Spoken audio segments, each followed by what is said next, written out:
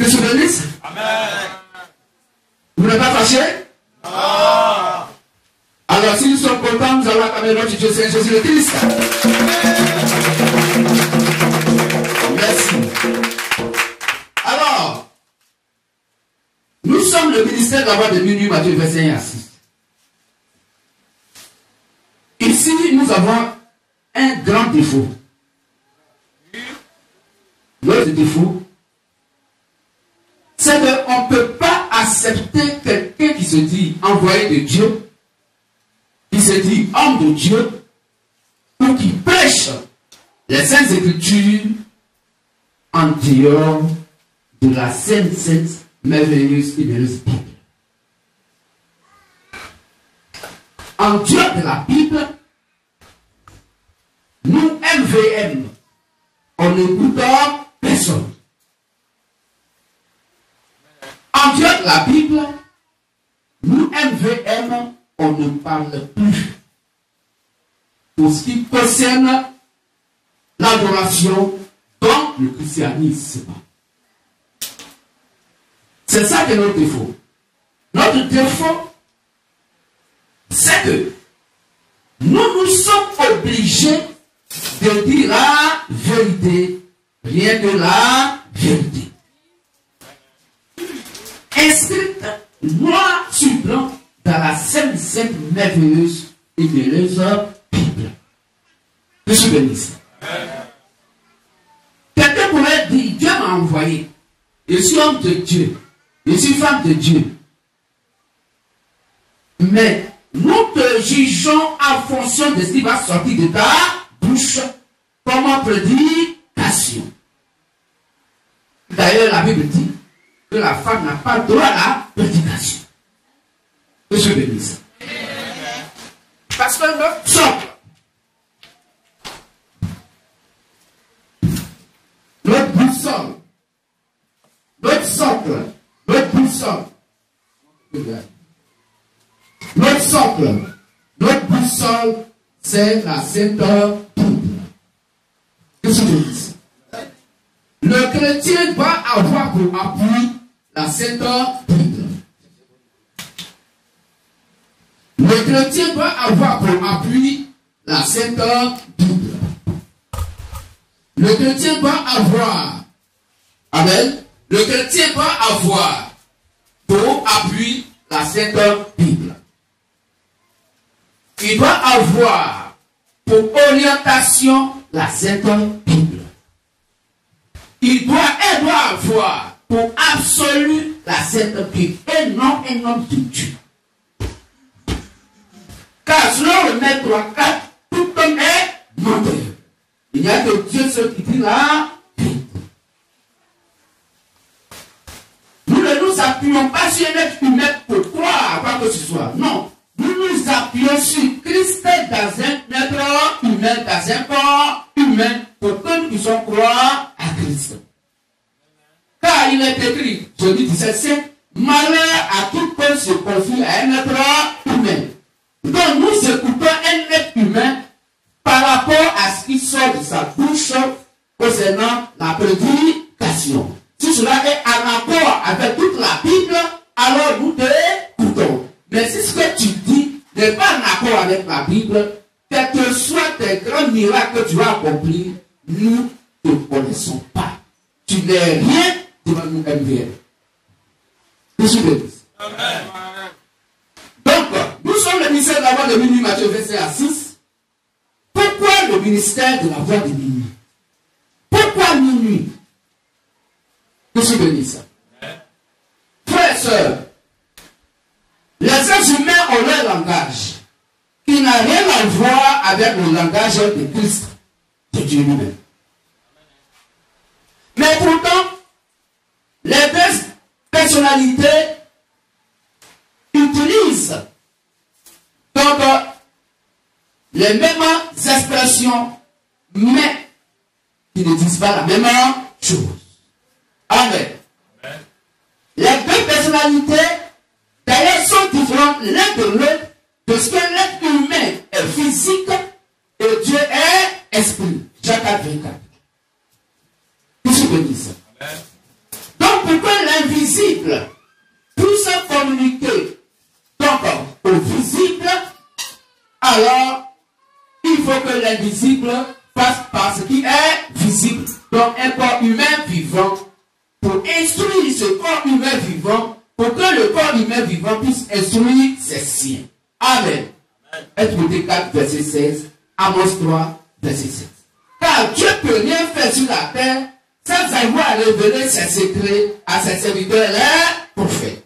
Quand le prophète maintenant vient sur la terre, c'est lui qui va maintenant veiller sur le peuple de par l'évangile qui est la bonne nouvelle qui va leur apporter. C'est pourquoi Paul pourrait dire à Timothée, Timothée, veille sur toi-même et l'enseignement que moi, Paul, je t'ai donné. Persévère dans ces choses, car en agissant ainsi, tu te sauveras toi-même, Timothée, et tu seras le peuple qui t'écoute. Exode 4, verset 16. Qu'est-ce que dit? Frères et sœurs, nous disons donc que tout à l'heure, la Bible va s'ouvrir à chacun et chacune sur la terre. Mais vous risquez de graisser les dents sur certains passages bibliques et que Christ lui-même nous demande donc d'accomplir. Car toute écriture est inspirée de Dieu. Qu'est-ce que je dis ça? Amen. Amen. On va prendre donc Matthieu verset 1 à 6 que nous allons lire rapidement. Matthieu verset 1 à 6 qu'on va lire rapidement.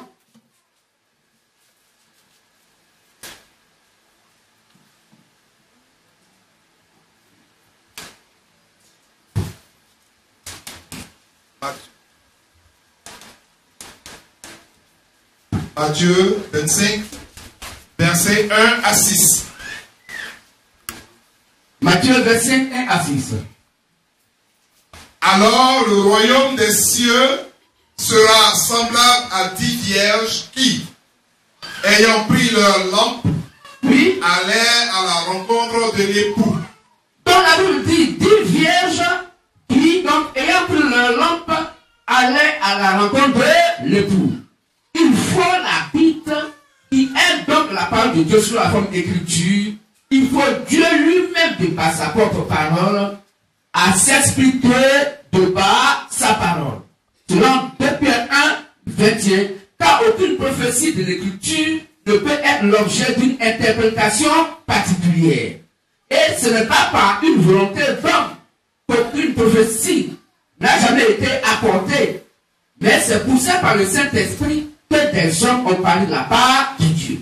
Donc personne ne peut lire la Bible, et comme elle est écrite en français pour les francophones, il va l'expliquer par la philosophie humaine, l'expliquer par le dictionnaire Robert, l'expliquer par le diplôme intellectuel. Non. Dieu, ayant son propre langage, s'exprime dans son langage et se comprend dans son propre langage. Qu'est-ce que dit ça? Donc les 10 vierges, ayant pris donc chacune sa lampe, allaient à la rencontre de l'époux. Qu'est-ce que Christ appelle la vierge? La vierge, c'est toute personne qui croit au Seigneur Jésus le Christ, mais de par l'évangile que les premiers disciples de Jésus-Christ ont prêché, selon Actes 17, verset 20. Est-ce qu'on comprend mieux? La vierge, c'est tout homme, toute femme qui croit au Seigneur Jésus le Christ, de par l'évangile que les apôtres de Jésus-Christ ont prêché, selon Ephésiens 2, 19 à 20. Selon 2 Timothée, donc 11, 2 Corinthiens 11, on prend 2 Corinthiens 11, à partir du verset 2 ou verset 3 qu'on va lire. L'autre frère, tu prends 2 Corinthiens 11, toi tu mets à partir du verset. On fait vite les lecteurs. 2 Corinthiens 11, le verset 1 à 2. Oui. Oh! Oh! Si vous pouvez supporter de ma part un peu de folie. Si vous pouvez supporter de ma part un peu de folie. Mais vous me supportez. Oui. Car je suis jaloux de vous. Paul dit, moi Paul, je suis jaloux de vous l'assemblée. D'une jalousie de Dieu. D'une jalousie de Dieu. Parce que je vous ai fiancé à un seul époux. Je vous ai fiancé à un seul époux. Est-ce qu'on peut fiancer un homme à un homme? on fiance une femme à un homme. Je vous ai fiancé donc à un seul époux. Pour vous présenter à Christ. Donc l'époux s'appelle quoi? Christ. Comme une vierge pure. Comme une vierge pure. Amen. Amen. Donc l'église avec laquelle ou à laquelle notre frère, donc Paul, était en train de parler, il dit cette église est quoi? Une vierge pure. Donc la vierge, c'est donc l'assemblée de l'église, tout être humain qui croit à la parole du Seigneur Jésus le Christ. De par l'évangile que les premiers disciples ont prêché. Continuons la lecture. 5 d'entre elles étaient folles. Donc 5 d'entre elles étaient folles Et 5 sages. et 5 étaient sages. Mais avant qu'on continue, il est bien dit que chaque vierge avait sa lampe allumée. Amen. Qu'est-ce que la Bible appelle la lampe? Pour la lecture. Psaume 119, 105. Psaume 119, 105. Qu'est-ce que Christ, la Bible, appelle la lampe? Car les 10 vierges avaient donc leur lampe. Qu'est-ce que la lampe? Est-ce que c'est la lampe tempête qu'on connaît? Est-ce que c'est la lampe littérale dont la Bible parle?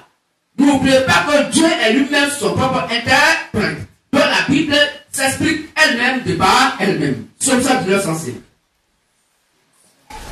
Psaume 119, 105. Psaume 119, verset 105. Oui. Ta parole est une lampe à mes pieds. Donc la lampe, c'est quoi? La parole de Dieu. Et une lumière sur mon sentier. Donc la lampe est la lumière qui est la parole de Dieu. Amen. Amen. Alors, qu'est-ce que c'est que donc la parole de Dieu qui est la lumière? Jean 17, verset 17. Faut prendre ça là. Jean 17, verset 17. Jean 17, le verset 17. Oui. Sanctifie-les par ta vérité. Sanctifie-les par ta vérité. Ta parole est la vérité. Donc la Bible nous dit qu'il n'y a que la parole de Dieu qui est la vérité. Amen. Or, tout à l'heure, la Bible nous dit que la lampe est quoi? La parole de Dieu. Ici, Jean 17, 17 nous dit que la vérité s'appelle la parole de Dieu.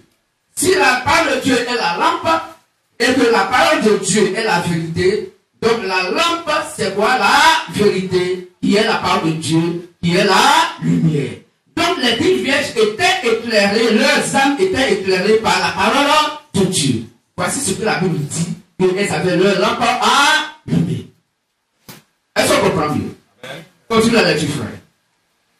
Les folles, en prenant leur lampe, ne prirent point d'huile avec elles. Les folles, en prenant donc leur lampe, ne prirent point d'huile avec elles.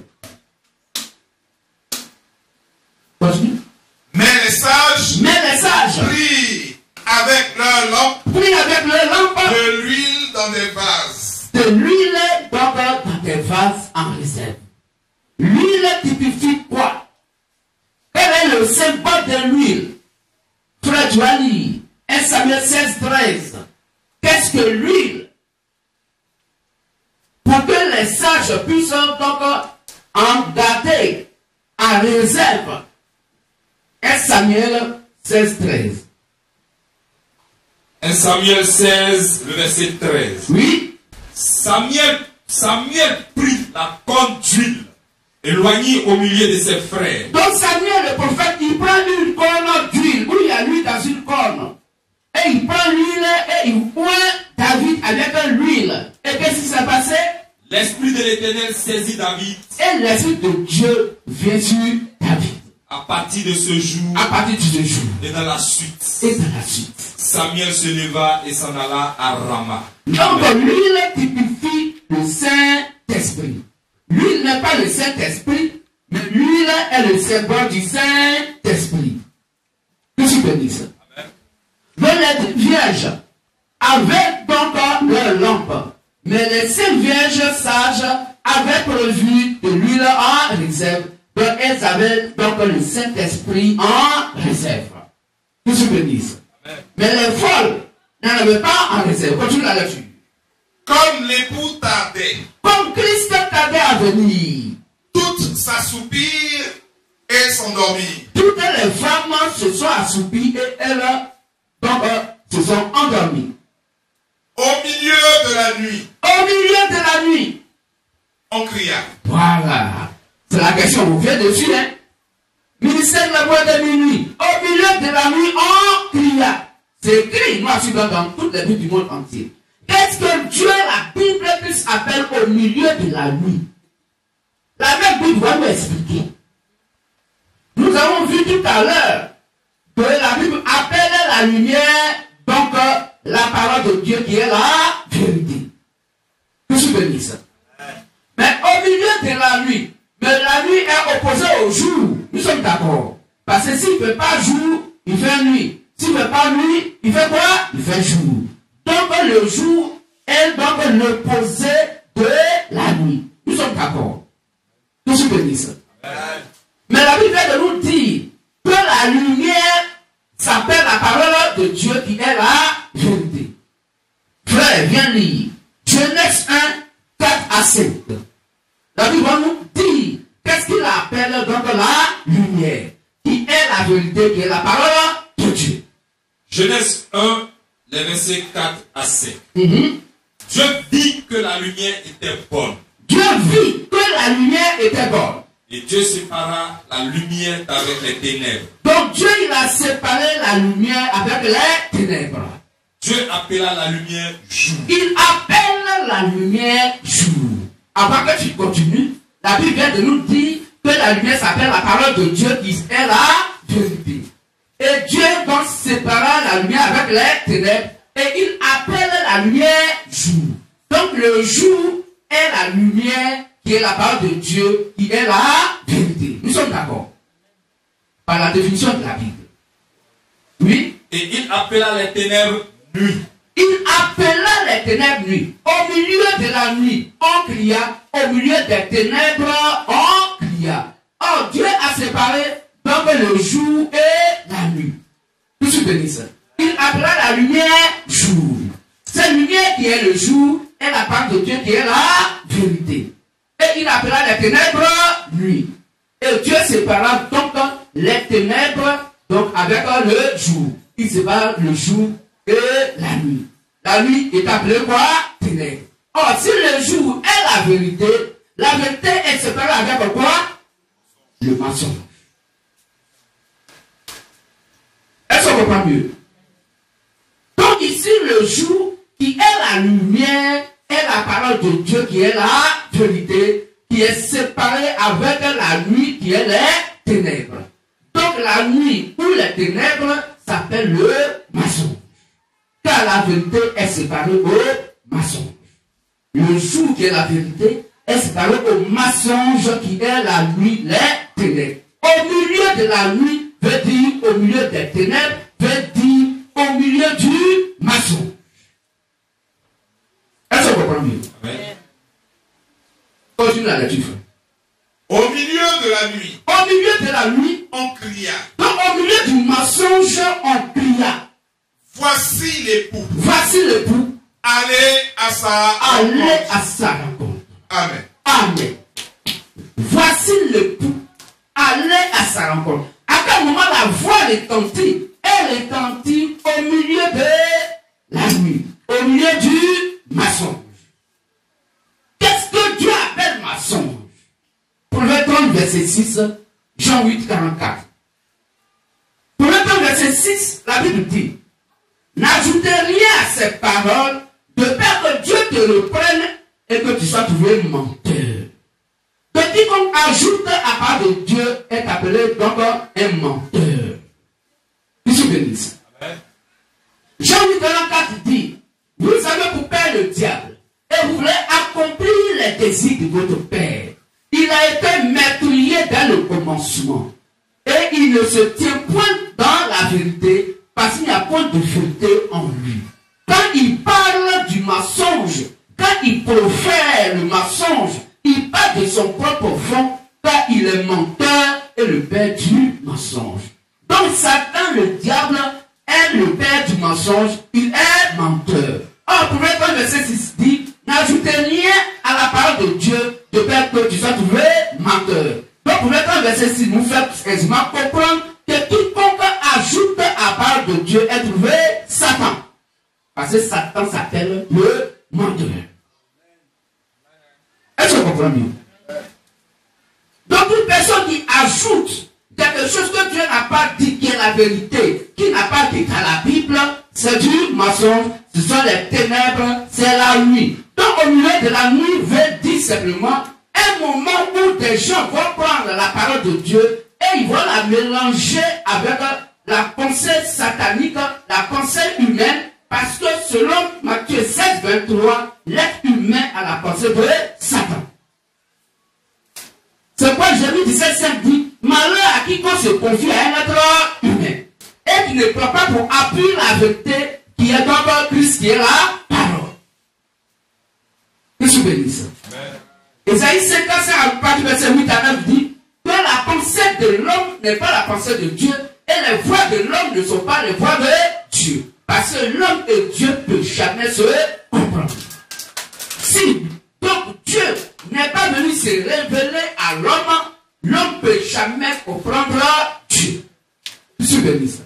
Raison pour laquelle Christ dit, je suis venu sauver, je suis venu chercher et sauver ce qui était perdu. Donc c'est Dieu lui-même qui est descendu pour se révéler à ses siens. Pour qu'il puisse donc le connaître et qu'il puisse donc venir à lui. Je suis béni. Donc au milieu de la nuit, il va être au milieu du mensonge. Maçon pourquoi? Parce que la Bible dit, selon Matthieu 7, 37, que vos paroles soient oui, oui, non et non. Ce qu'on y ajoute vient du malin. Or le malin s'appelle Satan. Le papa donc de Caïn. Selon 1 Jean 3, verset 12. Ne ressemble pas à Caïn qui était du malin. Or le malin, il ajoute à part de Dieu et il retranche. Je suis béni ça. Donc une personne qui va ajouter à la part de Dieu et qui va enlever à la part de Dieu est trouvé Satan. La Bible l'appelle un menteur. Or le menteur s'appelle les ténèbres. Il s'appelle la nuit. Parce que la vérité qui est le jour, qui est la lumière, qui est la parole de Dieu ne demeure pas en lui. Est-ce qu'on comprend mieux? Donc au milieu de la nuit on cria, c'est donc une époque où des gens vont dire, Dieu m'a envoyé. Et ils vont venir, ils vont prendre la Bible, ils vont la lire dans le français des Français, et ils vont l'expliquer dans le français des Français, et non le français de Dieu lui-même. Est-ce qu'on comprend? Raison pour laquelle la Bible dit, selon 1 Corinthiens 1, verset 10, que tous les chrétiens dans le monde entier doivent avoir le même langage, les mêmes sentiments en Christ. Mais pourquoi les sentiments des soi-disant chrétiens catholiques n'ont rien à voir avec les sentiments des soi-disant chrétiens à risque? Ils n'ont pas les mêmes sentiments. Des hommes de Dieu qui se disent hommes de Dieu évangéliques n'ont pas la même adoration que les autres. Mais il y a un problème. Or, si vous tous, c'est le même Christ qui est la vérité que vous adorez, qui est votre Dieu, il vous conduira dans toute la vérité, qui est la même vérité, qui est l'unique vérité. Selon Jean 14, verset 6. Car je suis le chemin, la vérité et non les vérités. Mais aujourd'hui, les soi-disant religieux, hommes de Dieu, ou églises qui sont éparpillées partout dans le monde entier, chaque assemblée d'église a sa vérité, a sa doctrine différente de notre assemblée d'église. De telle sorte que même dimanche, quand ils se croisent, ils disent qu'ils ont le même nom à commun qui est Jésus le Christ, mais ils n'ont pas le même enseignement. Il y a d'autres qui adorent Dieu sans porter chaussures, et il y a d'autres qui portent chaussures. Donc dans ce cas-là, vous allez habiter dans quel quartier au paradis là-bas? Est-ce qu'il y a un quartier où on ne porte pas chaussures, et puis il y a un quartier où on porte chaussures? Vous suivez ça? C'est ça le problème. C'est ça le problème. Donc vous faites baptême, vous prenez de l'eau dans le bassin, et puis dans vos belets, ils vont verser sur la tête de quelqu'un pour le baptiser au nom du Père, du Fils et du Saint-Esprit. Ça c'est quel Dieu? C'est un Dieu bâtard. Un Dieu au dos courbé. Un Dieu aveugle.